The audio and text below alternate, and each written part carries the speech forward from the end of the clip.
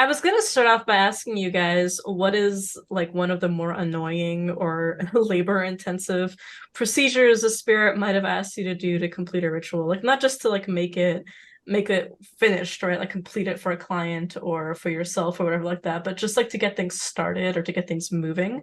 And then I realized that like the top 10 things that are the true answer to that I could never reveal publicly. So I will rephrase it. I will say one of the things perhaps that was quite labor intensive or a little shocking, and I'll throw that volleyball at you guys first before I even begin to scratch the surface of what would answer number 11 be for me. I'm in a similar boat where the first things that come to mind can't immediately be disclosed, but one of the funniest ones and most cold ones at that was a thing that I had to do where on a particular feast day I had to go to a very high exposed point so that like the wind could come from all directions with Hmm. a single like 7 day vigil candle Hmm. that was lit, and then I had to sit there in the wind and the cold, and this is in the middle of winter, by the way, Hmm. until a particular set of omens come to pass.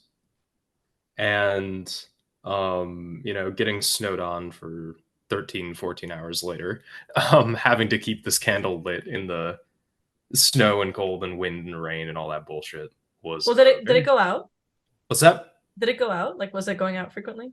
You had to keep it lit, Ah, oh, gotcha, which is gotcha. the annoying Hmm. part. Hmm. Yeah. Was this your like St. Lucy's long night thing? Oh yeah. Oh God, yeah, I remember that because you came back so pissed but so happy. Yeah. I also like the story where, well, I mean, this is not, news to our listeners, which is the for your expedite oils, right? Like you couldn't make the final one unless you successfully won money with one of the earlier ones. Like, was it the red Yeah. oil? Yeah, Yeah. I had to make the green oil. I had to win money gambling using the red oil and then shred one of the bills into the bottle that I decant into all the other bottles to sell the oil. Yeah. It's fucking awesome. I think complete the mission, the story from one of the earlier episodes. Oh, that was episode 6. Yeah, yeah, yeah, where you Yeah. had to go gather all that dirt and the guard like the cop at the cemetery was chasing you around at like past midnight and you juked him using bats. Like Hmm. go physical bat attack to disturb his windshield wipers. That was really funny. I think for myself, one of the experiences I had to start something which was remarkable. I wrote about this on the blog, right? Was like I received a recipe for a unluck powder, basically a cursing powder with Saint Expedite, that was based on the very crow that he's stomping on that is trying to get procrastinate that tells him tomorrow, Cass. And one of the things that really struck me was I was on the phone with you when the vision came, basically. I was literally Hmm. going for a walk in my neighborhood and I was like, dude, like I just got like I was silent for like a solid 7 minutes and I was like, I just had a vision. I got a huge premonition of exactly what has to go into this insane recipe and it's going to work so well. I'm so excited about it. And then it dawned on me that I wasn't allowed to start the recipe, like making it, for 1 year. I had to literally procrastinate. This thing that I was so excited to make, this thing that was like literally like I was so juiced with creativity and excitement and passion to make this, and it was like you have to procrastinate for a year. So after a year, I didn't even start it on the year and a day date because I was still procrastinating on it because suddenly I had forgotten about it, or I basically didn't even Hmm. realize a year had passed, and I was and so on. And then so much of it, that was just to start the recipe, right? Because everything else took forever to make. Because if you're gonna screw with someone's time, right, like make them unable to complete tasks, make them forget their loved ones' birthdays, make them always be out of sync with deadlines and things of that nature, right? If you're going to make something like that to curse, you need to make the entire process as annoying as possible for yourself. So like there was like ingredients that went inside included everything from like dust from bookshelves, so books that you said you were going to read but you didn't, you just bought on Amazon, you didn't even touch them, that kind of thing. It included eye crust from your eyes after you slept past alarms, uh, printed off calendar dates of meetings that were missed but that you weren't punished for. Like your boss or whoever wasn't actually upset with you. And this was not just like my own, this was other people's. Like I had everyone like send these screenshots into me to print and powder down because one of the things that happened with that is specifically that they got away with it, right? Which means Mhm. that the powder is going to make you think you'll get away with it too. It's okay if you just snooze this and if you don't show up and that kind of thing. Like your reputation won't crumble at all. So it's like it's awful. It's a nasty powder, and you know it was something that like it wasn't even made because there was a target in mind. It was just to have. Mhm. And delivering it to you, to give it to you to have a batch was the most annoying thing ever because the flight that I was on to get to you had serious delays. When I got there, I left it at a different person's house because I had it in my bag and I forgot it there. And then we drove back to their house to pick it up and then left. Like you drove off while she was trying to get to us to give it to us. So it was like, and then we were like, wait, why were you even there in the first place? And we were just so confused. It was so beautiful. And then I was like, okay, we gotta like contain this evil under the foot of Sin Expedite so that it does not keep fucking with everything around us. It's like leeching out the bottle, right? You know, so like I loved Mhm. it. It was great. It was annoying as hell, but it has worked. You Yeah, know. it's really good. Yeah. Salty, you have a particular thing in mind? I mean, honestly, it's not even about things I have to do for the work for me. It's the just like the requirements for it. Like, hey, no beef, no smoking. I'm like, you're taking away my two favorite things here. How could you do that to me? Meat and tobacco. He's a man's man. Gary, what about you? Oh my God, we have a guest. I was going in my head on a couple of situations, and I got two in mind. So, one I was working with the spirit, and I was actually working on an amulet for attraction, and it was something that a person had suggested in a group that they wanted, and Mhm. so thought about it, and I brought it to the spirit, and it so happens that I was journeying shortly after that, took some mushrooms. Mhm. And during the journey, I started getting, like impressions and visions of what I should be doing. And it so happens that that was the plan apparently to go collect things. And I ended up going to a couple of places late at night, but again, I was in an alternate, state of mind. So I kept getting distracted with some of the things that I was experiencing out on the open. Um, and the thought of this making this amulet and what was supposed to go into it, and also the need to, to go to specifically Starbucks. So, so I ended up in Starbucks at 2 in the morning, and I collected a couple of the materia, which was dirt, Mhm. and I still kept feeling the need to come back during the daylight and get something from there as well. Um, I had no clue what it was, Mhm. so I came back home, and when I was going down the list of things that I was gonna blend together, there was something that kept bringing this cabinet, and for some reason, like I kept thinking about it, like there has to be something in there, like something has to do with this. And I kept seeing this weird bulge in my mind that was kind of like brown, like a little sack. And so I went looking for that specific thing. And it so happens that months back, before all of this had happened, I had been given like the nutsack of a goat that had crossed over a Ah. fence, and Mhm. that got latched on in there. So the next thing was to make that into a powder by hand. So the rest of my trip and journey was making this powder and grinding this nutsack into it, and that was pretty tedious, and apparently that was very needed for that to work. And once those amulets were made, I gave it to a friend to test it out, and I got good results from I love the attraction amulet that involves like a goat ball sack. Like there's a little horny devil in there for sure. it. Mhm. Yeah. And Starbucks there. And Starbucks dirt, yeah. Well, if there was ever a place that attracts millions daily, to pay for overpriced coffee, Yep, yeah, there that'll there be it it. is. There's an attraction magnetism there all over the place. Oh yeah, the one thing I ended up going to go get. It was the next day. I was still kind of like going through the motions of what happened the night before. I went to go get a coffee. Still not sure what to get, from within, and then my eyes landed on this big magnet that were just like sticking on the side of counter in the lobby. Mhm. So when I went and ordered mine, I just grabbed one of those. That Nice. became part of that. Amazing. Awesome. Well, you know what? Let's talk a little bit about that, about the strange things that spirits across traditions blend both in materia and in technique in order to get us to fulfill their needs.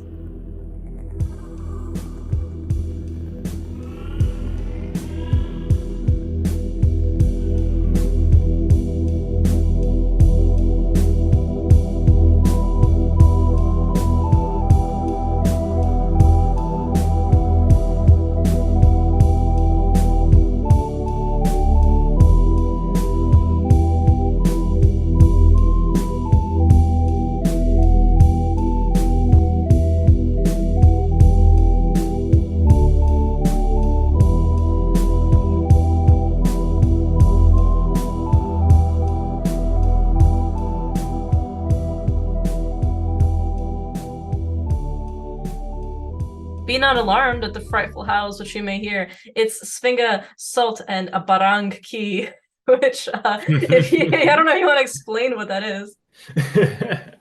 Kind of magical amulet stemming from Southeast Asia, especially Thailand, just magical object, as it were.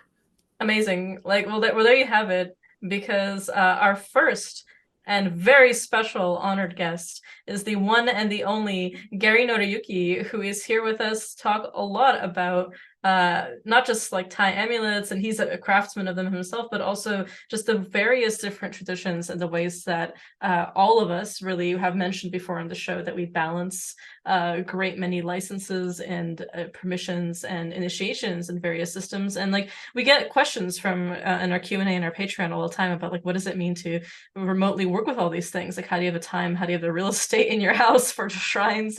These kinds of things. And the answer is always far less than you think, and a lot of smushing things together and finding ways to get spirits to wear like those giant shirts that's like, this is our get along shirt, where it's like, yeah, you are totally sharing this shelf. But yeah, I'm super excited to have you on, Gary. It is a true pleasure. For those of you who are unaware, Ki, Gary, and myself are all god siblings in Kimbanda. It is a tradition that we share initiation in, and it's one that we've practiced together for many years now. And it's something as well that across our friendship, I was just saying before we started recording, if there's somebody who's always whose work and dedication and craftsmanship, mediumship, and actual technical ability in sorcery and witchcraft that I've always admired very deeply, beyond my personal friendship with him, it's always been Gary. So it's been super, super meaningful to me that you're on with us here.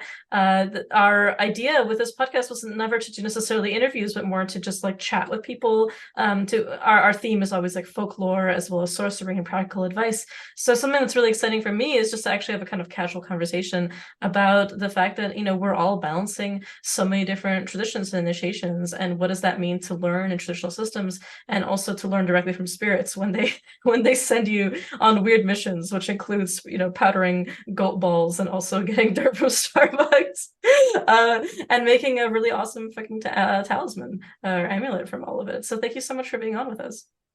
Thank you so much for having me. Of course. So I thought before we begin, maybe you can tell us a little bit about your background in magic for those who don't know your work. We'll be sure to plug all of your websites and places people can buy your amazing oils and amulets and services. But for now, what are you trained in, and what are you currently studying? Yeah. So I started being trained actually in Conjure, under Mama Star Casas. I'm also a practitioner and initiate of Kimbanda, of course, as you mentioned. Um, I also study, even though I'm at a distance, under Ajaran Apichai, on Thai sorcery and a necromantic aspect of it. Um, and other than that, I got other interests of my own that I kind of like pursue, that ramifies from the ancestors, practice, along with things from the other realms, kind of like gobbling and semi-fae. Like,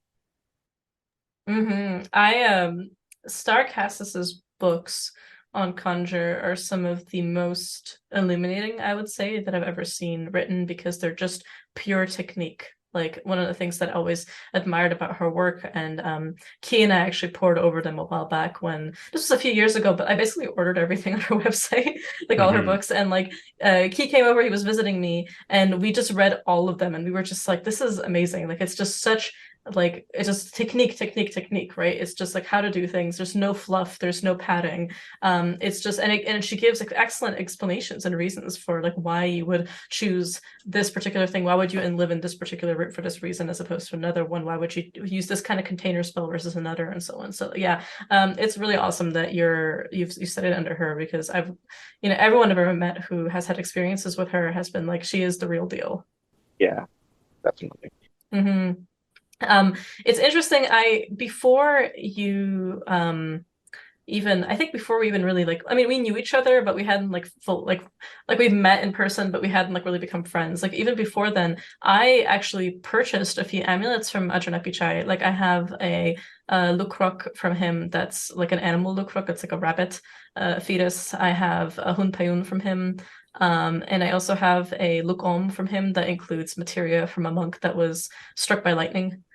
So there's like a were tiger element to it, which we did an episode on were tigers actually. It was our third episode.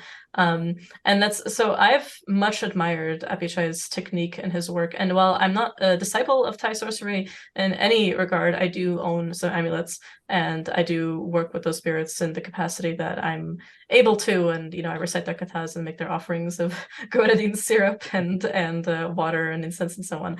I wanted to ask you a little bit about how you got started learning Thai sorcery, especially as a foreigner to the tradition. Like, what drew you to it, and how did you end up becoming? How did you choose basically like who would be your teacher? So a lot of trial and error and curiosity, honestly. Um, Kind of like begun appearing way back when I was on my way to receiving licensa, in Kimbanda. It so happened that somebody was selling amulets, and I had seen a couple of the pictures that they had put out there, but there was one that kind of drew my mind. And even though I didn't know what it was, I felt that I needed to buy it. So I ended up saving some money, got it, I received it. It had no instruction. Not even like the So kata or anything. no Oh man. kata, nothing. hmm So I was clueless to anything, you know. Um, and so I kept being, like curious about it, about the mixture that it was made out of. I didn't quite understood what it was, how it was made. I just knew that it was from Thailand. And so started like searching online, and I saw a post from a mutual friend, um, from another circle of friends, that had also purchased a similar amulet. And so I ended up reaching out. He ended up telling me a little bit more about the amulet that I had. It was a prangang, and he ended up telling me a little bit of the offerings that should be given, and he mentioned the kata. So that was my very first time, like ever hearing anything about kata. Um, since I didn't had anything, I ended up approaching it in the manner that I approach anything in Conjure. Since Conjure was my very base, I put a little bit of water, and I avoided any prayers in that one, yeah, because I had no clue. Like, yeah, I yeah. ended up actually asking my ancestors for illuminating the way and giving me an understanding on a manner to move forward with this. And so I started talking to the Prangang as, you know, him, as the being, Hmm. even though I had no feeling or an idea or what it was, that I was summoning or getting into. And started establishing that relationship. I had a couple of things that were a little odd, that were good actually, of good luck, and all I can think of was the Prangang. Um, a couple of months, or yeah, a couple of months later, I made my trip to New York, and when I came back, I was to receive the license. And when Hmm. I came back, I felt that I needed to give it away, so so that I could focus on my new tradition and practice that I had, like put myself in line with. Hmm. And so I ended up passing it on to a friend, and he had his own interactions with it, and I gave him the same advice on what to do. Hmm. And from then on, I felt like much later on I could get back into Thai sorcery, but like whatever the time was right. It wasn't until the pandemic that I got back into it because once again another Prangang caught my attention. They And really collect themselves. I Really? was like, definitely. I have a Pranyang Bucha that just kind of forced its way into my life. Like I wasn't planning on cultivating a relationship with that spirit, but the next thing I know, all my friends had Pranyangs, and then they had suddenly bought more Pranyangs on top of the amulets Buchas they already had. And I was like, oh, Mhm. you sneaky spirit. Like I love you and you're amazing and you're so good for wealth and everything and attraction and like he's like a fantastic spirit, but he like sneaks his way into you and he's just like, I'm not done with you yet. Oh, Especially if you're definitely. already doing a bunch of other witchcraft and sorcery and stuff like that. Like he'll like find that and blend with it and tempt you to be like, involve me. Right. Yes. Like Yes, for even sure. I ended up with a pranang that Apachai actually made um, to bring everything full circle after he wormed his way into my heart. I totally feel that. That prangang that I was talking about since the pandemic is still with me now. Mhm. The only thing is that when I first purchased it, I received a kata and I received the basic information about it. Again, I really fully had a knowledge about it, but it felt like there was something off, even though I was doing the things that was suggested. Anyways, like I continue approaching the spirit and engaging it, doing the transactions and kind of like contract work with it. And eventually, I just kept feeling like I needed to reach out to the Ajarn who had made it. And I knew Mhm. who the Ajarn was. So I ended up reaching out and I showed him the picture of the prangang that I had. Mhm. And I asked for instructions, like because I felt like there was something off. And so he gave me a kata, and it was a little bit different than what I had received originally. And he gave me a whole different set of offerings I needed to do and a different number of repetitions of katas that I needed to say. So after approaching it in that manner, things change fully. It's almost like opening the door fully. Mhm. Uh, there was definitely a shift, but even it seems, from the first experience of Rangangs, even without having a kata or not knowing how to approach it, like the spirit is gonna find a way to guide you. There's gonna be that internal feeling where you feel maybe I should do this. And that is kind of like the spirit already kind of giving you a hint, even if you don't have that base knowledge. Mhm. Like as you say, Rangang will find a way to sneak its way in. Something I really appreciate you bring up as well is going to other spirits of yours, like namely your ancestors, being like, "Can you show me a way, or like open up a way for me to better understand like what's going on here?" And kind Yeah, of the not forgetting that you can lean on other things when trying to make new pacts, make new relationships with these spirits that are kind of like, "Oh, you're cool. What are you about? yeah, Are you trying to get definitely. my And attention?" Yeah. yeah, that's something that I learned through Mama Star. because like she is very open with what you work with.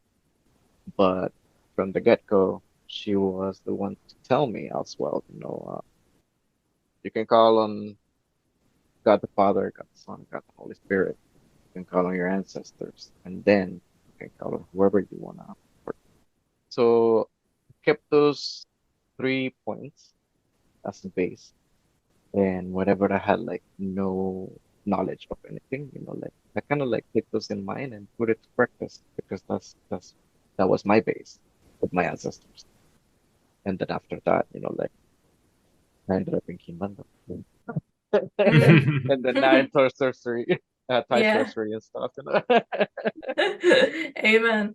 I think that something that really comes to my mind with that, I like the key that you mentioned as well, the notion of asking your existing spirit relationships that are strong to help you navigate those things, but also reaching out to the person who made the work and asking for direct advice, to be able to kind of pay attention to those things. Because there is one of the things that I've noticed with Thai amulets, right, is there's a huge kind of consumerist market for them. And a lot of people's only interaction with Thai magic is through buying amulets. And while they're definitely meant to be purchased, it's not like it's a bad thing to get them. Like certainly we all own them. It's more that for a lot of people that stops there. And that's okay if your desire to work with these spirits is just kind of only on that level. But there's so much more to them. We all have a friend, Ivy Sena, who's Thai herself, and she's written quite a bit about, the fact that like the Try is not something most people want to touch necessarily. They would rather go directly to more Buddhist forms of worship. And so the understandings of what Thai sorcery can be is skewed for a lot of people based on sort of like what is attractive to buy on amulet markets.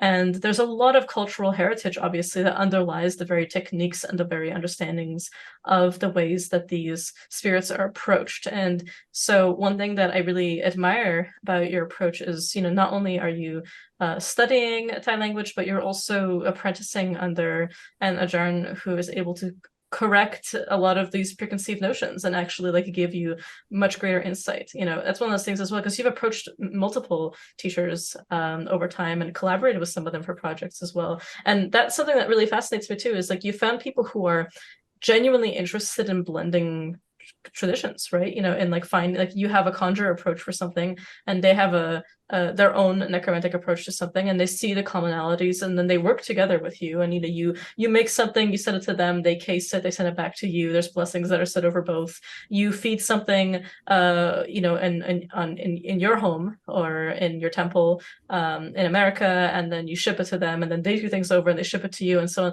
Like that collaboration really speaks to I think it's really beautiful. Something I've mentioned on the podcast many times is like the tradition that I practice, my main tradition, as it were, if there is such a thing as a main tradition anymore for me, considering the things that I'm involved with. But like my home, the first thing that I ever really did is Balkan, specifically Serbian witchcraft, and I don't live in Serbia anymore, right? So like some of the trees that are indigenous there, like don't grow where I live right now, as where I've immigrated to, and I've had to find ways when I fly out in spirit, like where is that mountain to me here? Where is that tree to me here? Like what stands in, what spirit, what other animal, like plants becomes that for me here and fulfills a similar role? And so that's one of those things that I think is I definitely ship things back and forth and get things consecrated and have relatives and mentors send me things, material that I need. But I've also found ways to, take those spirits with me and transform things that are here. So this collaborative effort that you've written about on your blog, on Manticore's Den, is something that is extremely inspiring. It's just like not only are you approaching it traditionally, but part of tradition is that it evolves, and it evolves to adapt and suit the needs of the people who are working with it. And when those people are interested in collaborating and interested in blending things and experimenting with different techniques and learning from each other and adopting the things that other people who are competent in sorcery and witchcraft are able to teach them, there's going to be an evolution. And that's something that I think the fusion stuff you've done between conjure and Thai necromancy and sorcery is really, really cool. Thank you so much. I'd love to hear a little bit there's about what that process was like for you, actually, when you've done those fusion amulets. Oh man, it takes a long time. I can imagine, yeah. It takes a long time. but also takes a lot of questions and narrowing down and making sure that I'm understanding in a manner that I can move forward. Because, like as you mentioned, like there are ways of approaching depending upon tradition. So with the first Ajaran that I ever worked with, we crafted the rooster and the spider coins together, but it was after I was checking out his work, and then I was checking out all his tattoo work, and that's really what drew me to him. Like it was the tattoo work that he was doing, um, in a traditional manner, and his Hmm. line work was very, very crisp. So Yeah. I was You're like staring for a game couple of recognized minutes. game. Yeah, I know. I was just staring at it. I was just kind of like, is that done by machine or is that done by hand? I cannot. I gotta see another photo, and I just like Mm. look at another photo and another photo and another photo and stuff like that. And eventually I saw a couple of designs that he had made that were similar to what I make for, like conjure tattooing, of animals and things that have to do with like crafting sigils, based on holy scriptures to be able to make the design of a blessing. And so I started like mentioning on his work and stuff like that. And honestly, I wasn't expecting for an answer back, but he did. He answered right away. And so like we ended up talking, and because it was the pandemic, I mean everybody was locked down. Maybe that's what up my chances in that situation, but we started like talking back and forth about, like the meanings of animals in our traditions. And um I had a desire to know more about ghosts, but he didn't really quite work with ghosts. And so like that was my first little bit of taste on the differences of practices within Thai culture, because they have necromancy work and they also have more of a holy type of work. And so their amulets are way different. And as you mentioned, some of the stuff are well and workable with people, and some others are not. And that is kind of like determined through astrology readings that the Ajarn does to be able to pair something good with you. So kind of like putting those bits of information together, uh, started having ideas and started presenting those ideas and plans to Ajarn, and we agreed on making those rooster coins. And he put his side of the work, I put my side of the work. Um, Eventually they ended up getting shipped over here, and then I did my part of the blessing and stuff like that. It was definitely something that took months and a lot of work on both parts. But I was looking again for Ajaran Apichai and his project of Baphomet. And so that kind of like drew me in more towards Ajaran Apichai. Same thing happened, like I actually got lost looking at his tattoos and appreciating the different way of working by reading more about the information that he had out there on some of the amulets available. And I ended up reaching out to him, and surprisingly, he answered right back. Um, and I inquired about the Baphomet amulet and his work on necromancy and stuff like that. And we just kind of like hit it off. I began putting a little bit of the information together of what he had kind of like relayed on how he crafted the amulet for Baphomet. Into similar things I have witnessed in other workings, like more on the Kimanda side. So it drew me further to want to experience that and seek him out as a teacher. And me and Ajar Kongmong kind of like parted ways because he started becoming more busy with other projects. And I wanted to kind of like fully focus on the stuff that I wanted to pursue. Mm-hmm, totally. I think I'm gonna link this in the show notes for patrons, but I read the article that you wrote about, which was the Conjure and Thai fusion one with the coins.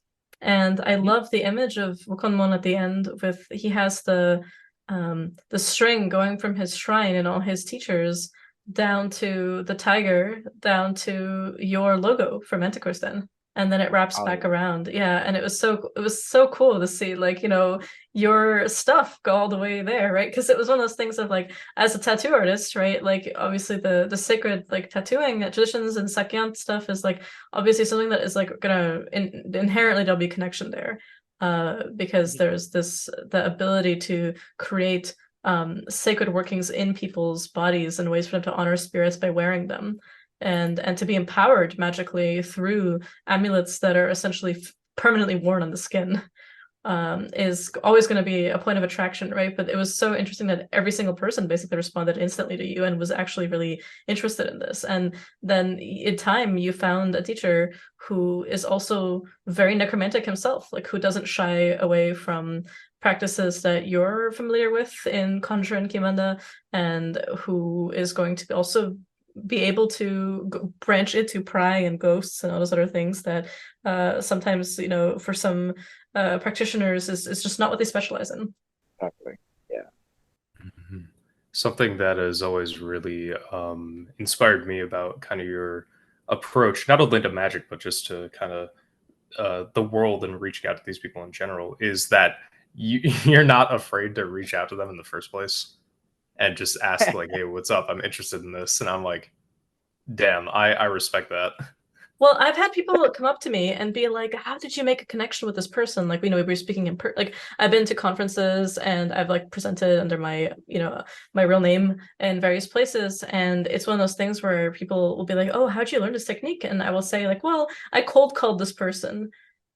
Because I saw an ad for them in our language, and they're a seer and diviner and a sorceress in Eastern Serbia, and I found an ad for her number on WhatsApp, and I basically just called her and introduced myself and was like, "What's up? Can I pay for a reading?" And also, just to be fully transparent, I also practice, and I'm interested in swapping techniques or talking a little bit about that. But I don't just want to like eat up your time, So like, I'm willing to pay for a reading or a consultation if that's what it will take to talk to you. And sometimes it works, and sometimes it doesn't, right? Some people aren't really interested in sharing, and they're very private, understandably so. And some people are like, you know what? Yeah, I'll tell you how I do this bean chart, and I've often had people kind of react, being like, really, and it's not a matter of being shy. It's just a matter of knowing that, like, I mean, I love swapping techniques and knowledge, right, with like competent practitioners across cultures and traditions. Like, there's always going to be that hunger in all of us to just learn as much as we can about as many systems as we can. Even and then the ones that we're drawn to initiate into or to start apprenticing into is to follow them as sincerely and as traditionally as possible. Which includes, as Gary mentioned, not forgetting that you already have skills built up in other systems and spirits that are willing to vouch for you and help you with things and help you understand the various things that you're trying to get into. Not it's not like their advice suddenly becomes completely irrelevant, when you're also pursuing something new that may be different from what they're used to. So it's one of those things of like, sometimes you just got to reach out and you'd be surprised by the responses that you can get. And that's one of the other things too that I think is important too, is the respect that you show teachers and reminding them, being transparent about what you're looking for, and also being transparent that, to say like, I am a sorcerer, I want to learn something, but I also am interested, I will completely respect that if there's techniques that are secret that you're not willing to share, but would you be willing to open a dialogue, and what is the exchange there? Is it trading knowledge? Is it yes, I will teach you, but only if you actually become a formal disciple? Or is it, yeah, we can have a casual conversation about this, but you have to cite me as the inspiration behind this if you ever do something with this, or actually, I don't want this traced back to me. Don't mention that you got it from me. These kinds of things are all individual. So I think it's important to not be shy to reach out, but also be very respectful and aware that, you need to be able to handle the no before you're able to handle the yes appropriately. Most definitely. Yeah. There's been, as you mentioned, and this is what I mean by trial and error. I had reached out to a couple of people as well, and they had seen the message and never replied, or they just say hello back and that's it. But I've also had the situation where like I'll be legit curious about something, and I'm just trying to connect the dots, and like I don't do this all the time, but like within a jar that I have a friendship with, I'll be like asking, oh man, like I see this, and in my practice, I have an understanding what this could be. So this is what this means to me. I'm seeing the way that you have kind of like set up your working. Is this similar to the way that you work? And the HR has said like, oh, kind of like gives me a vague answer that is kind of like maybe, and then we'll end up saying like, I can't really actually give you the answer because you're not a direct student or you haven't received the blessing by me. Those are things for oral tradition to be passed down. So I keep those things in mind for their questions. Then again, depending on lineages, like they have rules that are different. Um, Others are a little bit more open and accessible, and others will be telling you that no, like that's not something that should be learned by somebody that is not, you know, for the lack of a better term, initiated under that genre Mm-hmm, or mm-hmm, learning directly under their wing. So yeah. mm-hmm. Hmm. I think it also gets to the point as well of like if you are like very well trained in another system of sorcery, for example, like if you have some degree of ritual authority, like if you're a priest in something, and Hmm. being the magicians that we are, we want to approach different sorceries, get initiations in multiple things, and kind of, you know, expand our set of skills and techniques and, level of sorcerer's agency within the world.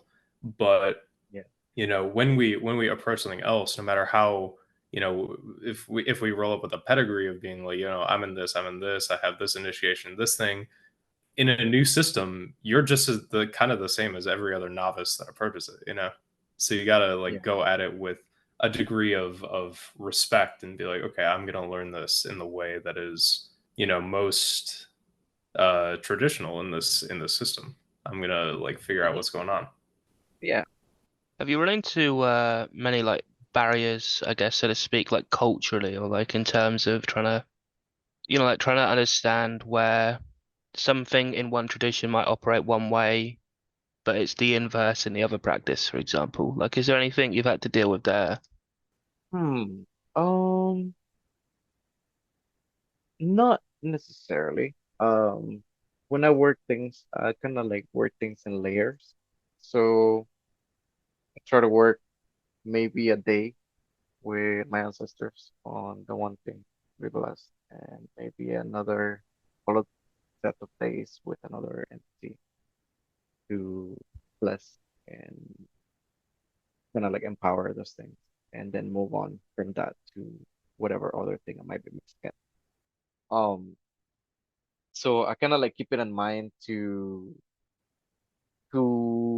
approach and keep behaviors, I would say, because there are some spirits that don't like to see my five fingers.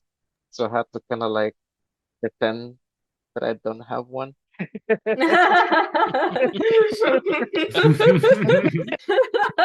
You know, so it's stuff like that, yes, but like or like completely try to like break down the message and not fully say that it is something intended for a blessing or reword the word blessing. Say this is the ending of the goal. Yeah, yeah, yeah. So it's kind of like a riddle thing. This isn't a cursing oil. This is to liberate someone from the burdens of their life. Yeah, kind of like that. Like so I have to like be on the fly. Be artistic about the fact that I'm gonna work something in a different manner or try to like steal the power of something to put it into something else. Mhm. So it gets tricky. It definitely gets tricky, but I haven't encountered something that would counter or, like would be completely the opposite, I would say.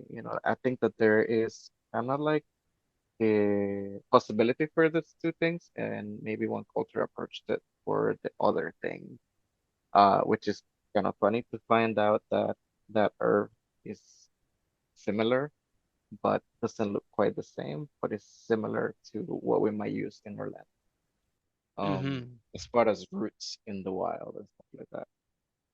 So yeah, um, I'm not sure if I answered your question. No, I did. Thanks, man, for sure. Like the I like the notion of having to, rephrase things and get a bit tricky with it, but like, yeah, dig it, man. Yeah, because otherwise they might get crafty and leave room for error, and so that is a whole other mess. It's one of the things with being really careful with which spirits you solicit to help with the same project. Sometimes you have to break it down and make them help with individual parts of the project. Like, I was thinking about situations in which I've gone to my shrines and I've said, I'm going to make this thing. Who volunteers to help? Like, who will patron this project? And various spirits will agree to help with the whole thing or direct the whole thing or help with steps of it. And they might Mhm. sometimes have mutually exclusive taboos. Like some spirits do not want to see blood, and then other spirits involved in the project I do give animal sacrifice to. So it's one of those things of balancing, like if there will be blood involved, who will contain that and who will work with that materia that gets fed specifically that essence, and who will work with other things, or does the whole project have to not include the spirits that don't do well with the heat of blood, for example. So that's something that I've experienced in sometimes I have to say, like, I appreciate your help, but we're gonna kind of relegate you to this side of things. Or sometimes they're very complementary and actually like they're all kind of like perfectly moving. Because like I've been in sessions where I've been singing to one particular tradition of spirits and other spirits from other traditions come in and want to hang out and do things with me. Um, so it's not possible for me to segregate practices when I am the person who is studying all of them, right? Like the spirits are not gonna not talk to each other. Like they are gonna communicate, they are gonna cross-pollinate, they are gonna teach each other, they are gonna share techniques. They're not just gonna live in like separate pods, in my shrines and never interact. So as a result, like they will cooperate, but sometimes like the ones that have conflicting taboos, it's a matter of just making sure that like is a taboo relevant in this situation? Does it even need to be addressed? Or is there some level of separation that has to occur just to ensure that their ability to manifest is fully empowered and not weakened by what's been going on? For sure. Um, what I had experienced before too is working with goblin. Uh, Funny enough, another spirit came to mind, and I was supposed to call this thing by name, but the other chant came to be spoken out loud. Mm. So that kind of gave me a hint that they have a similar current and that Hmm. they could work together because they are kind of like a similar being, but not quite the same. Yeah. Well, that's something that fascinates me about your work with Apichai and the Baphomet amulets. I've seen them get popular, like I've seen them around, like other occultists are talking about them and everything like that. But this spirit that takes on this form, which we're also familiar with that form in Kimanda, where the Baphomet image from Eliphas Levy's drawing became syncretized with a very important issue, also became syncretized with a completely different demon that's not even related to that particular, with either the Mhm. Baphomet image and so on. So it's one of those Mhm. things that like that is a form that many like spirits of crossroads and necromancy and of kind of diabolical currents will be attracted to and will take and will respond to being called in that way. Like I've even had spirits who will like happily identify in such a way, and like I just met them randomly, at a Yeah, journey or at a crossroads or something like that. So it's one of those things that like I find that symbology fascinating because Abhijay is someone who is all the more happy to explore various spirits, but approach them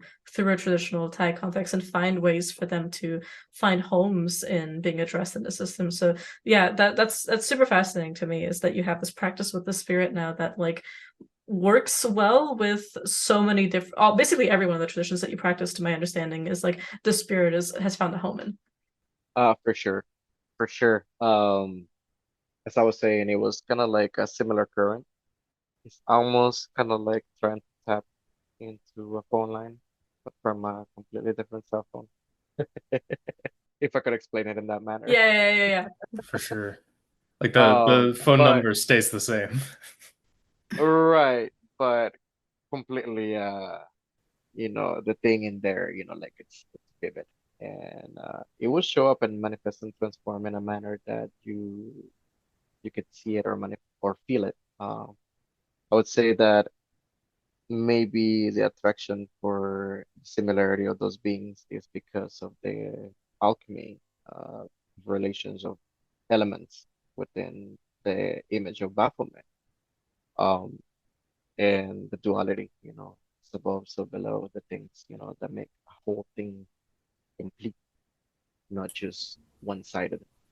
So, the thing that I got curious about is how did Apichai came to be with this Baphomet image, and how was he able to mix those things together?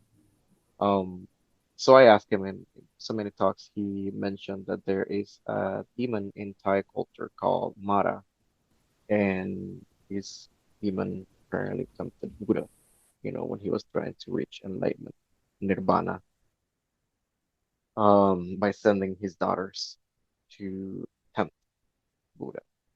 But eventually, this demon turned into an angel, and so he approached it in a manner that is more from the angelic form. So it has an access point for both, the Asbo and the below, Mm. and that it would shapeshift in whichever form. And so, since this is a very popular form and all the elements are kind of like very similar to it, it has no problem into shifting towards that loop, and that connection that the person already has with the obscure meanings, like that people put out there.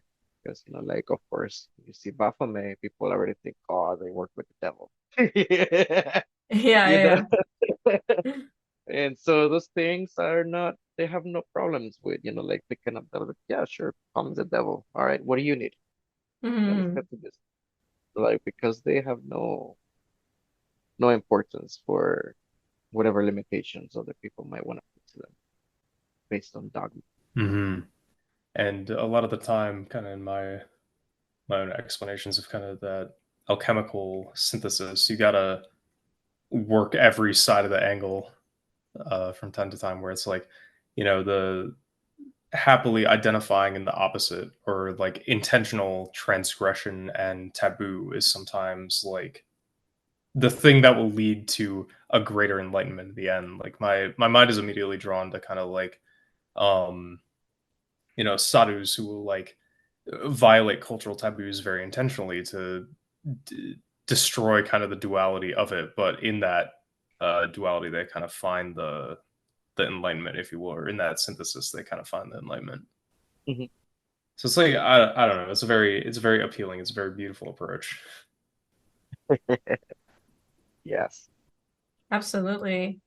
I'm curious if you've ever had the experience of your spirits kind of keeping you very busy because of various ritual calendars. So, like, to give context to this question, I'm Orthodox Christian, and so that's like the basis of kind of the cultural heritage of the magic that I practice. So I have a calendar that I follow that is not usually the one people think of. Like Christmas for me is January 7th, it's not December 25th. And the saint days, like I came back from a trip and I told Salt, I was like, hey, I'm arriving on the Michaelmas, it's November 21st.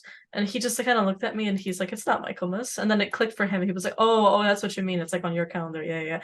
But so the joke in between us is that like we get to celebrate two Christmases without having a divorce in the family, but which is very useful, right? But on the other hand, after initiating into Kibanda, this is the first time that I started to really pay attention to the Western calendar, right? So this is now I'm paying attention to St. Cyprian's Day being this 26th of September, as well as the 2nd of October, and also, frankly, the 15th of October, depending on which Orthodox calendar you're looking at. So this is one of those things where my calendar expanded when everyone in our Kabbalah in our temple is finished with Lent. I'm the only person who's still in Lent. Like so, like Jesus like comes back and then he he dies. He comes back, then he dies again, and then he comes back one more time. It's like it's kind of like a WWE wrestling promo. It's like next Monday. So it's one of those things where I have now to balance these calendars, and then Salt has the lunar calendar for his Taoist practices, right? So our house now has 3 ritual calendars that we adhere to. And I'm curious if you've experienced like when spirits kind of hog your time or want you to celebrate festivals or want you to do offerings, and then it's just like, wait, like there's like multiple temporal dimensions to what's going on. Like you might have an obligation to a spirit on a particular calendar, and then because of the lunar calendar as well, you have a completely different set of like New Year traditions and so on. Like, has that been a thing that you've noticed, or is that not yet an issue, or not necessarily an issue, but like, is that not yet a kind of become burdensome or become something that you have to really plan around? Oh, with tattooing being in the mix. Yeah, yeah. So it's more like I'm kind of like on the fly type of person, Mhm, and so since my calendar is always shifting with work, mhm. when it comes to spirits, like sometimes I'll be like, hey man, I'm busy on this day, but I'm gonna have to like make it up, type of stuff, or it is just like a bulk thing ahead of time, um, to be able to make it to the temple because like sometimes I have to make it to the temple, um, as you have seen. Yeah. But yeah, it's kind of like that, I do keep in mind some days for like holy Buddhist days and some things for things in my country and stuff like that. So it feels like juggling all the time and Mhm. making deals or making up, because being so busy and having so many things going on. Totally. I actually am really glad you raised that because like we all have jobs. Yeah, So right. it's like, yeah, it's like sometimes you just gotta tell your spirits, it's like, listen, you get one incense stick or one candle today. I know it's not maybe what you were hoping for, but let me have the weekend to do it again. That's Yeah, totally something that Salt and I are often doing. Is like, Mhm. oh, this was Mid-Autumn Harvest Festival. Well, Salt was working. So we're gonna see you on the weekend on his day off. Yeah, glass of water throughout the week. On the weekend, then all the fancy stuff can come out. When you finally get some time off, that's when it gets sure. busy. But otherwise, sometimes it's got to be mixed in with a grind, innit? Yeah, I think we're all just kind of like always busy because like when we're not doing day job stuff, like we have spirit obligations. So it's a matter of also just finding time for ourselves, right? Is what little ability for that there is just I've emphasized a few times in some of our more practical episodes where have your spirits help you. If they want a rare piece of material, they want like the eyes of a jaguar or something, be like, bring it to me. Like we talked about that a lot in episode 14, right, where we were like, you know what, I appreciate everything that you do for me, spirits, so but if you want this piece of materia that is either expensive or rare to come by, you have to bring it to me. And so that's one of those things of like, in that way, there's a bit of give and take and being like, can you help me get more days off? Can you help me get a raise? Can you help me ensure that I have a lot of clients coming in on this week so that the next week when I was planning to do a lot of rituals, I can kind of take some time off. I'm very grateful to my spirits who help me kind of finesse my schedule a little bit more to ensure that like I might do a lot of work one week, but then it'll be a bit more free the next, so I can dedicate some time to whatever projects I have going on with them.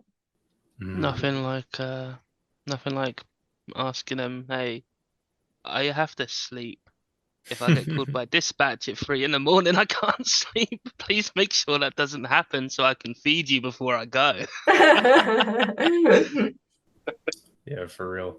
It's like my constant negotiation with my spirits. It's like, please let me generate this data set so that my boss says you can work from home for the next 3 days and just do this on your own time. Biologist key. Yeah, it's like I think the constant negotiation with the whims of spirits against your own is a really important thing, especially as a sorcerer. Like if you're in a more priestly role, you are definitely sacrificing, a good deal of your life and your agency and your will in the form of time and dedication to like a particular deity or spirit. But if you're a witch or if you're a sorcerer, then you can definitely make that negotiation whenever you please. with some wiggle room, but it's something that there was a constant back and forth, a constant interplay and interlocuting with your spirits over. I will commemorate your feast on this day with a candle and a glass of water, but I just worked a 12-hour shift, so we're gonna do the whole feast later on. Totally, totally. Also, speaking of Baphomet, I'm very happy to hear that you mentioned Mara as kind of the syncretic figure to the synthesis of opposites that is the good of Mendez or Baphomet. Because one of the things I've always been really fond of is the Jingde record of the transmission of the lamp. So the legend that actually talks about Mara's conversion under Upagupta and the entire, necromantic, heavily necromantic at that synthesis of, um, Mara as this demonic figure who is also capable of enlightenment within a Buddhist context under the Bodhisattva Upagupta, and all of that legend where uh, they place a jade amulet and a mala made of the corpse ash of a man, a snake, and a dog, or a serpent and a dog, rather, over each other's necks at that moment. And I've always really been in love with that legend because of how deeply holy it is in a reciprocal way, but also how mutually necromantic that particular pact is. Um, Especially with Mara having to seek the help of Brahma himself, only to say you must repent the Dhamma and take refuge in Upagupta as your guru. That's a wonderful story. Mm. Um, the little bits of Mara, as an understanding, is still something that I'm trying to expand my knowledge in.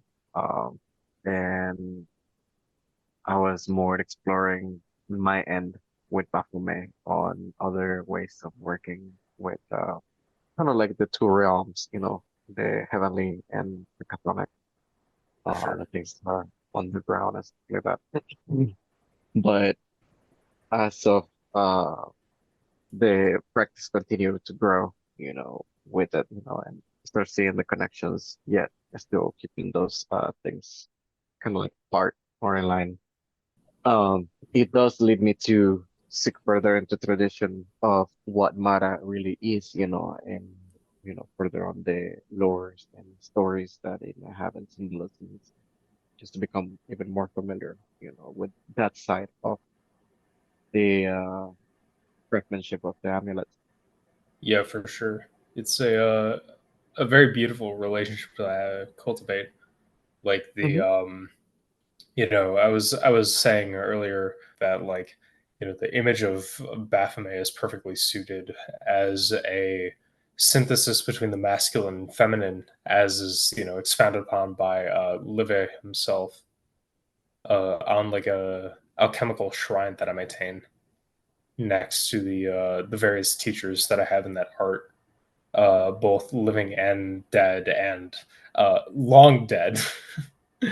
um, in which the Baphomet is, of course, as again expanded upon by Levi, the perfect synthesis between the masculine, the feminine, the positive, the negative, the celestial, the chthonic, and I think Mara and Upagupta in their reciprocity really find themselves in those different realms with of course the Bodhisattva Upagupta descending into chthonic realms to preach the Dhamma, and Mara ascending into heavenly realms, having taken refuge in the Triple Gem to become like an enlightened being and Hmm. to go about his business. It's a very beautiful metaphor, and I see out of it a lot of room for synthesis across sorcerers traditions, as you and Apachai have together masterfully demonstrated. Thank you. Yeah, it's gorgeous.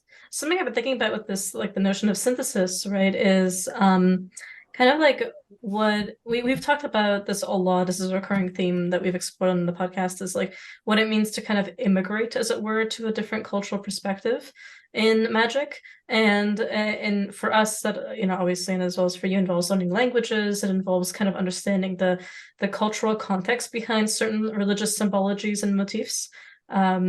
It's kind of like in Brazil, right? Just it's one thing to know spirit lists, it's another thing to kind of get the what it means when someone says malandro, what it means when like Zé Pilintra is kind of like a whole icon, much beyond his manifestation in certain spirit cults. Like he's like a folk figure and an extremely recognizable image that people like cosplay and will like go out in the streets in like the white suit with the red band on the hat and everything like that. So it's one of those things that I find is best immersed through language. Last episode on Chimasian and the immortal faith in northern China, Salt was sharing about how he had to, much like you, track down teachers and hit them up on WeChat, and sometimes through broken Google translated Mandarin. And as his own Mandarin has improved, his ability to read characters has improved, slightly an easier time, but nevertheless it's still a bit of a slog.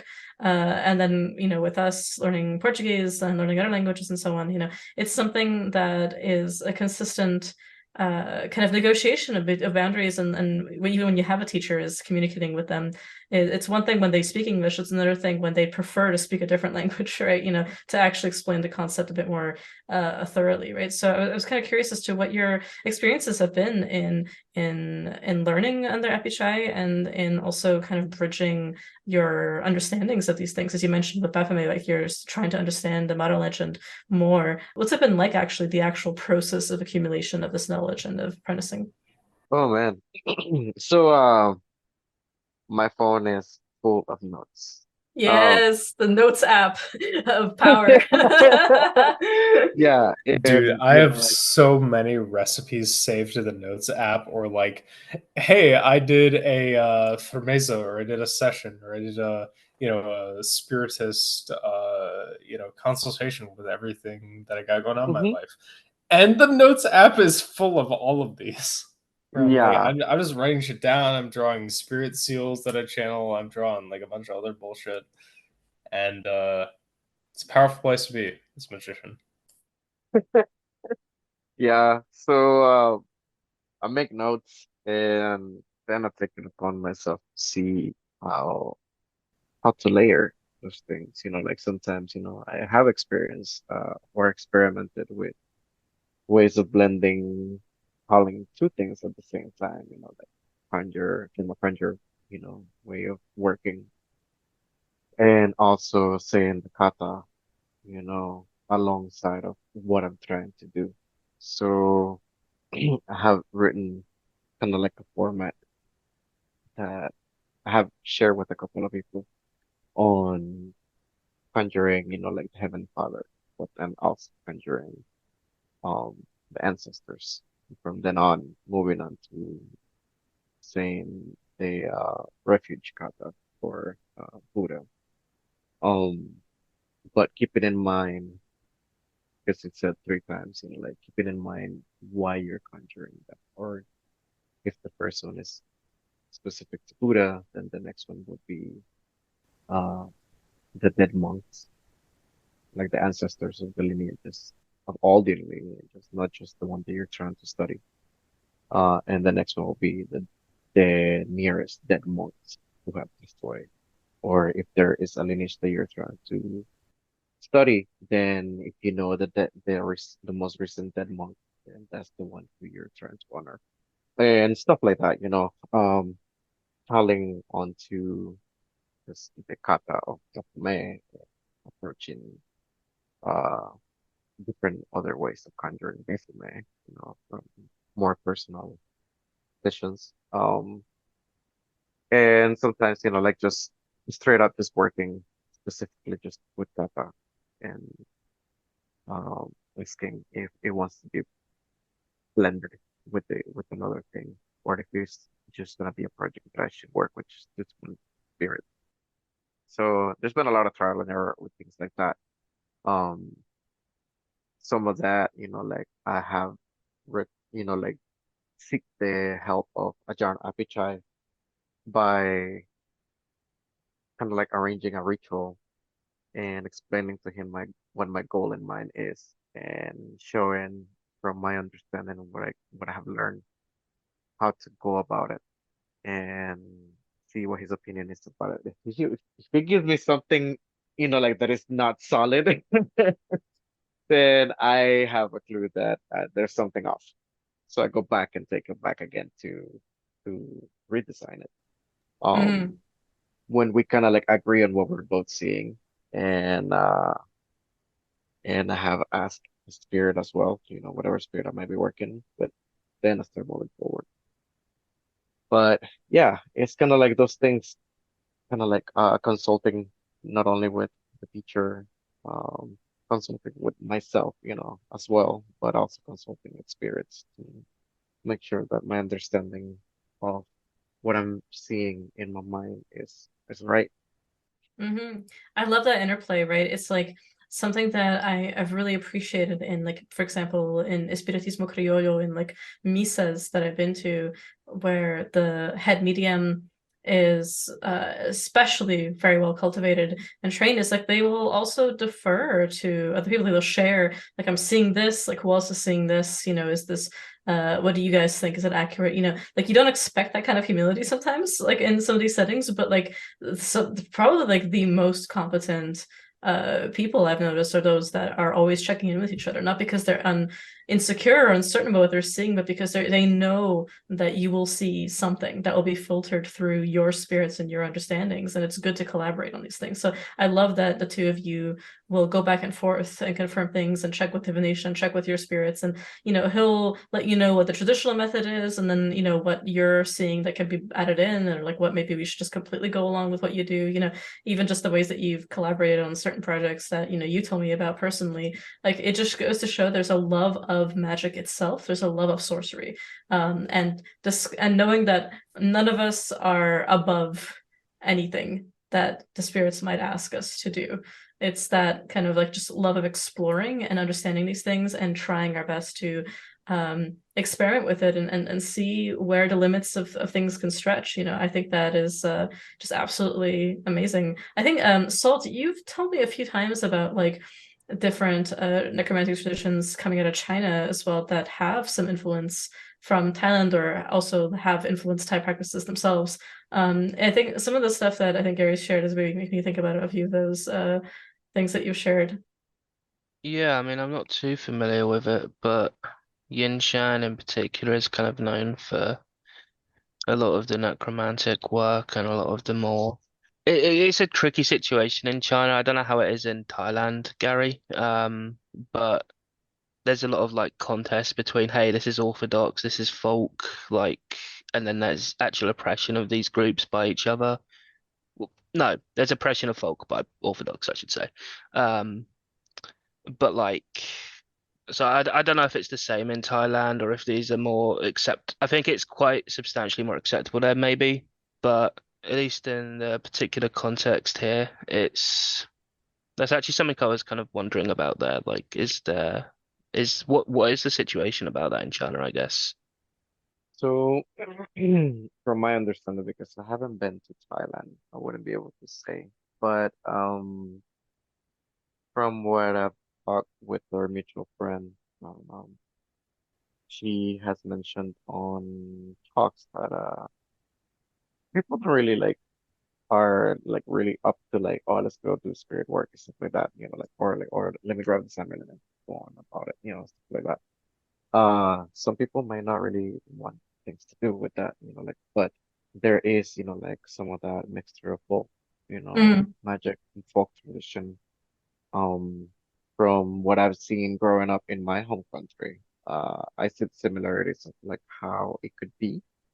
Because I grew up in a very poor area, and there's a lot of mythology and stuff like that, like where things to have or spirits that have been linked to specific trees or like herbs or flowers, um um that are associated with mythological creatures and stuff like that. But also saints and things um that are asked. for favors when animals are lost. Just recently, my mom, like was mentioning of things that my grandmother used to do when some of her chickens used to be lost, and she will go petition a saint, and then she would just watch the candle and see which way the candle, flame would be pointing, and then she won't go in Mhm. that direction of the river and find the damn thing. But And there's the chicken. and there's the chicken, like it survived the whole fucking night, like just crazy. The saint took care of it, like until she was able to find it. But but I have heard and read about similar situations, like where people are kind of like taking some of the new practices, kind of like the new religion per se, and but they still kind of like fall back into the folk practices because like this the reliable thing that is known that is going to work. Hmm. Gotcha, gotcha. That makes sense. So how much money are you spending on Fanta? The strawberry Fanta stores must be. I was reading up because I use grenadine a lot of the time because it's just a bit more available. But recently, an Asian grocery store opened up near me that has strawberry Fanta always, and I'm like, oh my God. Like you guys are getting the rice, you guys are getting the incense sticks, and now you're getting the the strawberry Fanta and all the red, beautiful, sticky, sweet colors that resemble blood in the way that we use red palm oil, for other things. It's funny how some things are kind of universal. Yes, yes, yes, definitely. Mm. It's so interesting because the whole Fanta thing got me also curious about why. Why the whole Fanta. Mhm. Uh but I don't really like spend so much on Fanta. I kind of like have relied a lot more on the Red Bull. A lot more of a best friend whenever I have contacted, like Thai spirits. Yeah, yeah, yeah. Um, Does it give them Especially wings? Brangan. Definitely. Suddenly you see like all these like amulets are floating in the air. We'll tell you what, like I had mentioned earlier that there were a couple of things that the first Brangang kind of like helped me with. And Yeah. the first person that kind of gave me hints, they were like, oh, give them oranges, give them fruit, give them an egg, give them rice, but like just basic things. But if you ever need, like big major help on the fly, then offer them, Red Bull. I was like, Oh. what? It's just like, why? And he's like, because, like partially it comes from there. And the other part is kind of like it gives them a boost of energy because of components that it has been made of. Whoa. Um, so it's kind of like giving them fuel. And I was like, what? No. And so like I was very skeptic at the very beginning of Mhm. things. And I was away and I received the ticket and I was late, so I ended up having to go to court. Um, and so I had the front gang, and I was like, "Oh man, like I don't really want to deal with court that much at all, like or anything after the fact or paying anything." Mhm. So front gang came to mind, and the whole Red Bull as well. And so before I got to the court place, I ended up purchasing a Red Bull, and in the car, I opened it up and I looked at him and I was like, "Look, dude, I got a situation." Yeah. Like straight. That's like the classic situation of going to your spirits and be like, guys, we got a Yeah. problem. Yeah, like screw protocol, like no prayer or anything. I was just like, Yeah, look, yeah, dude, yeah. It's Yeah. like there's If a meme that kind of Key and I often share with each other, which is just like, listen, friends, it may have been my fault. I will not face the consequences. Let's go. Yeah, right. That yeah, it was was kind of like that. us. That was us in Cyprus, and we were like, "That is an offering. That is someone doing exactly that." Yeah, literally. Yeah. So I ended up offering it to Rangan in the car, and I was just like, I'm not gonna take you in. So I don't know. So I'm just gonna leave you here with the Red Bull. And so I went through my court and stuff like that, and things went surprisingly well. I actually got let go of everything, and the judge was odd, like he was very, I don't know, like everybody else that I seen go ahead of me, it's like, oh man, I'm gonna get it. I'm gonna get it, and when it came to me, like he took a good look at me. He's like, so what do you do? So, like very casually started asking me like what do I Mm. do? And I was like, well, I'm an artist. And he's like, oh yeah, what type of art? And I was like, I'm a tattoo artist and I do other things with my hands. Oh. Oh. I What? wanted to imply What do you, what my in man? which way. As dirty as it sounds.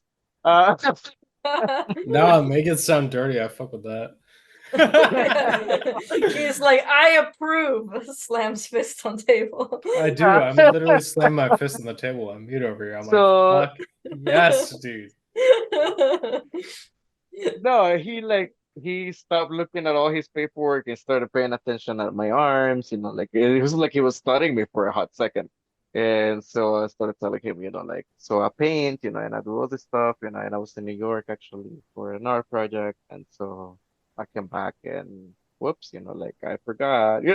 Mhm. And he's like, my daughter, and start telling me about his daughter, like being an artist as well, and stuff like that. And he started just spewing information that I had like I had not asked about. Yeah. And then out of Yeah, nowhere, dude. he's like, you know what? He's like, I'm gonna let you go. He's like, you have a good one, all right? And Oh so yeah. my insides were jumping of excitement, and I was like, holy crap, I'm gonna get him another You know what? suspension.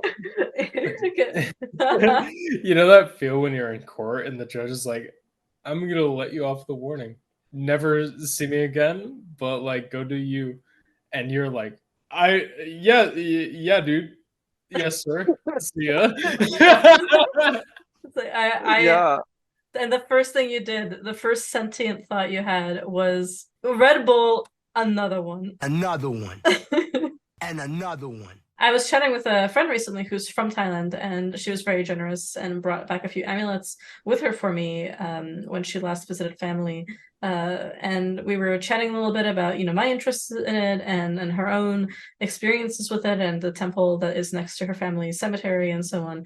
And in time, like it kind of like came up in a conversation that she was like, half the reason I see people get these is to work off the karma of the shit that they're getting done with their pride.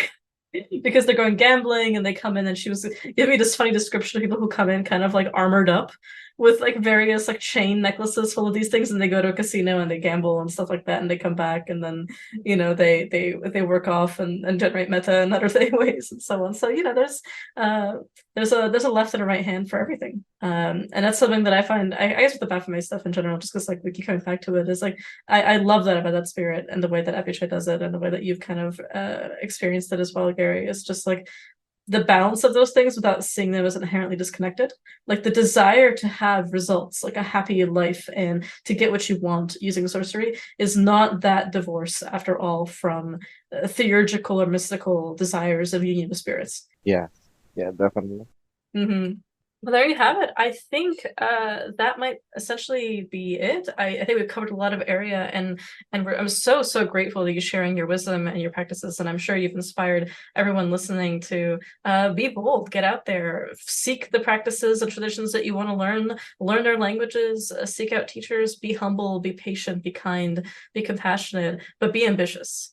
Above all else, and when spirits come and draw you and talk to you, mediate them between your own and see what happens. And you can always, it's kind of like with initiations to systems, like one thing that I've noticed in my experience is like if I get a thumbs up, as it were, and I'm given the permission to study under something, I will tell the spirits of that system, this is what happened, Kimen, this is what happened with other systems as well. It's like you want me to do this, then you bring me the opportunity to do so. You bring me the time off and you bring me the money. And that's worked out really well, because it's like, if you want me to learn how to serve you better, to worship you better, or to venerate you, to learn how to do your magic in the traditional way that I'm capable of learning and receiving this information, and that the opportunity is there, help me get there, meet me halfway. And that's one of those things. It's like even just your first initial experiences with Pranyang and him helping you with court and everything like that. It seems like these spirits, they feel your hunger and they feel your mastering your intelligence and your creativity and your art and how it can work with them and how they can work with what you have going on uniquely in your life, the way that you're a nexus for many spirits and many traditions. So I think it's beautiful, and I think this is a great way to remind people it's not to be shy if they want to pursue multiple things, or not to feel like that means that they're casting a net far and wide, but shallow. In fact, you can cast your net very deep across systems, especially as you learn to be the nexus point between them. Exactly. So what can we plug for you? You have Instagram, right? Is Manticore's Den. You have manticoresden.com. Your blog is manticoresdenconjure.blogspot.com. We'll include all these links in our show notes. And you have a wonderful Etsy shop, etsy.com/shop/manticoresdenconjure. Are there any interesting new things that you're working on right now? Or is there something that you want to promote in particular for people who are interested in purchasing some of your amulets? Still got a couple of remaining.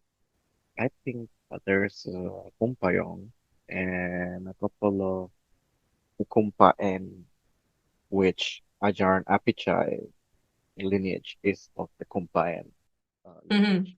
So Kumpaeng is a good amulet for literally anybody for attraction, kindness, and sorcery as well, because it can help with the development of psychic abilities, learning for learning in general. It could be studying or learning magic. Other than that, there are a couple of things that I have on the works.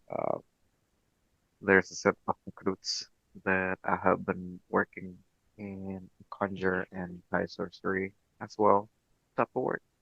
Um, Ajar and Apichai and I have been working on a couple of projects that blends or two styles of working into one amulet. So that's going to be like a very special small project that is going to be released. Now, a limited edition type of work. So I'm not really speaking much about it, but it's going to be a good one.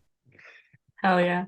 As someone who owns a few of their pieces, I have to say the claw that you made, the conjured claw, is one of my favorites. I got one for Key as a gift, and I got one for myself to protect his car and to protect my home, and it is remarkable. It is so aggressive in the best way possible. And I also have the gator claw that you sold, the contra amulet, and I have a few other things from you, and they are so responsive. The spirits are so intelligent and so quick to communicate with you in dreams, to help expand your psychic abilities, to help you cultivate a better understanding of how to work with them. Like, they want to be worked. Like, they don't just sit around and are like, whatever, I'll just get an offer. And like, they actively are looking to get worked, and that's something that I think one thing that I deeply admire about your work is that whatever you've sold, there's a way in which it helps the person who buys it get better at magic,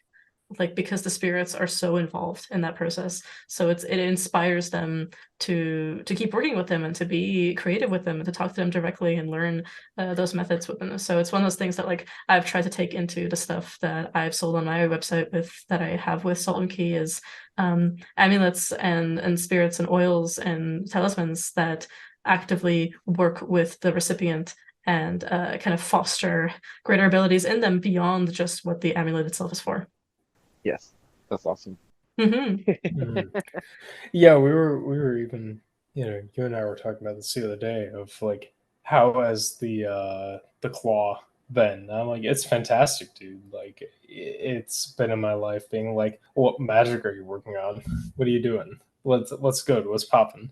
And I'm like, yo, like, let me tell you about that, because I respect an amount of magic where I'm like inspired to do more magic because of it, but also know that it's kind of like feedback looping into your own practice by being empowered. And I'm like, you know what? I respect that. Yeah, huge dubs. That's amazing stuff.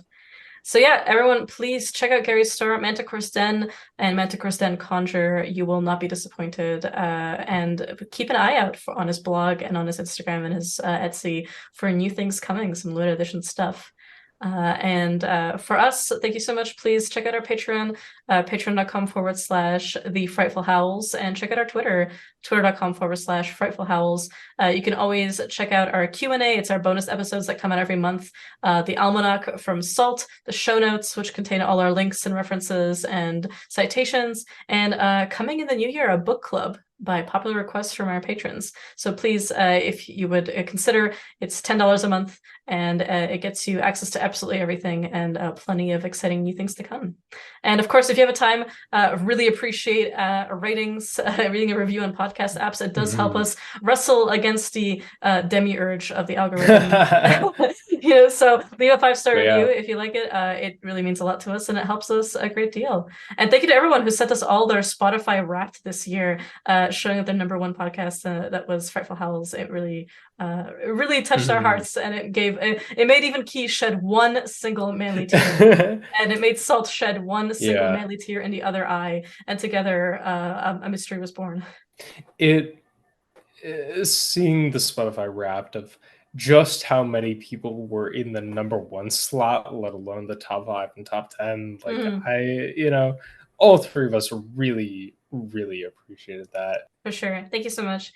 And with that said, Akashic Records. This time, probably more than ever before, because we have a guest. So mine is Magic by Young Gravy.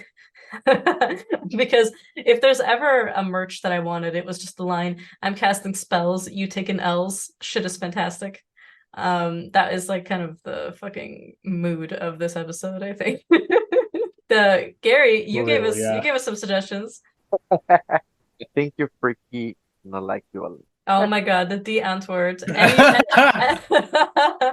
And then out of nowhere, right before we started recording, you quoted "Mind Playing Tricks on Me" by the Ghetto Boys. Yeah. Yeah, so I sit alone in my 4-cornered room staring at candles.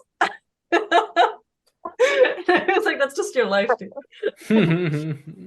It is definitely his life. It is definitely our life, and we will be doing an episode on that entirely in the future. Yeah, indeed. Candle Magic, Scrying, Part 2, lots of things coming. And Key, you gave us a really good one too. Yeah, for sure. Considering Gary, our guest, and in homage to the traditions that he practices and that inspires all 3 of us at the Frightful Howls on a daily basis. Literally. We're fans, basically. If you we are. Tell. We really are. Not even because we are god siblings, but because we genuinely fucking respect his magic. And take inspiration from it constantly. Is the track by Maridas, Dave Stringer, and Bhakti Without Borders, Om Namo Bhagavate, which is American folk music with its lyrics redone to reflect South Asian and especially Indian mantric traditions. I highly encourage people to check out the album from them, Mantra Americana. Yeah, it's such a good EP because it's one of those things of like, it literally is like American folk music, 2 mantras. And there's something that may sound a little strange, but once you like hit play, you're like, well, I'm into this. And that's kind of what balancing traditions, I think, is all about. And speaking of which, our license to depart, which I'm gonna throw your way, Key, is the recollection of the virtuous qualities of the Buddha, also known as the Itipiso chant in English. Also known as the Dashaga Parita. This is the first portion of that particular devotion, recollecting the virtues of the Buddha, in homage of our American, South American Thai influence on this episode. By convention, we begin with the Namadasa 3 times, which is Namadasa Bhagavato Arahato Samma Sambuddhasa, Namadasa Bhagavato Arahato Samma Sambuddhasa, Namadasa Bhagavato Arahato Samma Sambuddhasa. But then we follow with the first verse of the Itipiso. I encourage those who are inspired by this to seek out the entire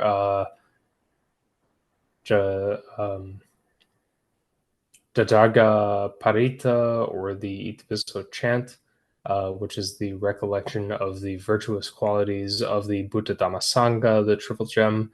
But today we will just be including the Triple Gem, which is, or excuse me, today we will just be including the recollection of the virtuous qualities of the Buddha, which is as follows. Itipiso Bhagava Araham Samma Sambuddho Vijakarana Sampunno Sukato Lokavitu Anutaro Purisattama Sarati Satatewa Manusnam Buddho Bhagavat